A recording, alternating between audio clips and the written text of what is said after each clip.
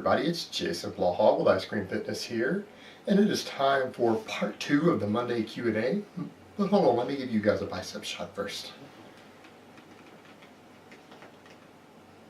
Make sure you guys can see that okay.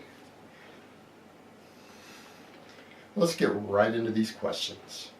First question, thoughts on the gluten-free mania? I think it is exactly that. I think it's a mania. This obsession with gluten for people who do not have some issue directly related to gluten, like celiac disease, someone who has a legitimate gluten allergy, or someone who might be suffering from a type of autism that seems to be brought on by casomorphins and glutamorphins in their bloodstream, something like that. And we're talking about less than 1% of the population. You probably do not statistically know a person or have a friend or family member who suffers from any of those. And actually, the majority of people who think that they are gluten intolerant or have a gluten allergy, it turns out actually don't. The vast majority actually don't have one. It's just in their head because they've read it in a book or been told it, and they've kind of develop symptoms on their own, and when you actually test them they don't really have the problem, and then when you let them know that, it usually goes away. For 99+% of the population, gluten is perfectly fine. There's no reason for people to fear it. This is just another one of these mass hysterias that have been brought about by quacks in the fitness industry. Alright, next question. How can someone who comes off from a cut or takes months off from training, dieting, regain muscle in a few weeks due to muscle memory? Is there research that explains how this happens?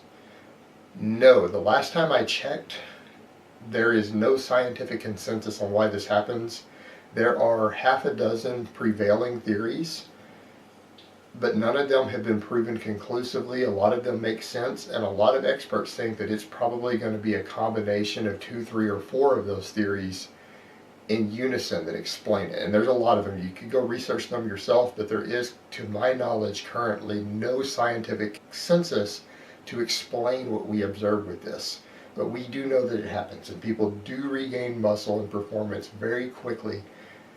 And sometimes it can even exceed new gains, but not always. Oftentimes you may not regain it faster than new gains. Like you may not gain more than 2 pounds of muscle per month, no matter how much you lost. And sometimes even with the reintroduction of anabolics. But there have been a few cases of people reporting exceeding these things off of muscle memory. So who's to say? But it certainly happens. We don't fully understand the mechanisms behind it. Alright, next question. More like a history question. What do you think would happen if old bodybuilders like Reeves, Grimmick, etc. trained in today's standards, doing split routines and diets with 6 meals a day, where their physiques look differently? I think they would be weaker and smaller, because a lot of the methods that evolved today wouldn't work probably quite as well as what those guys use. The methods today in bodybuilding have gone the opposite direction. We've gained a better understanding of nutrition. Bodybuilders are certainly able to get much leaner. We get better conditioning. But in terms of stimulating size and things like that in a drug-free lifter, we have lost knowledge in the mainstream bodybuilding circles in regards to that. So these guys actually probably train better than the way a lot of current natural and non-natural bodybuilders actually train who compete.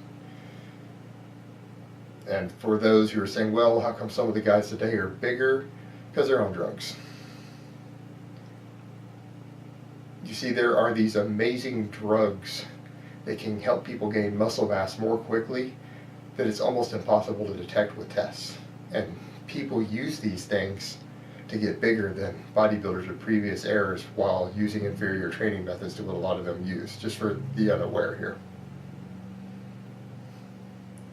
Alright guys, so that's really all I have to say on that today. I hope it has been informative, and I will talk to you next time, and stay tuned for part 3.